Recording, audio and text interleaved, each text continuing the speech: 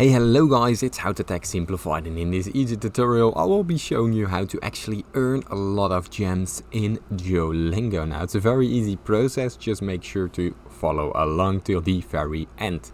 Now, the first step that you need to take is opening your browser and log into your existing Duolingo account. Now the second thing is just play the game. It's very important to stay active so that your day streak is keep on going, because if you reach a certain game streak here, let's say 30 days, you earn a exclusive reward, which is usually a lot of gems.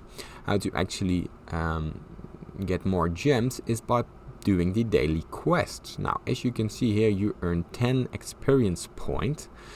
And then if you have these 10 experience points, you'll receive a chest. And in these chests are usually a lot of gems or hearts, for example.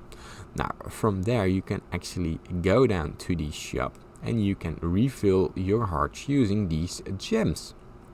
Here are power-ups, which you can use from those gems, and it's very easy. What you could also do is climb the leaderboard and get exclusive XP, and from there you earn ranks and earn more gems as well.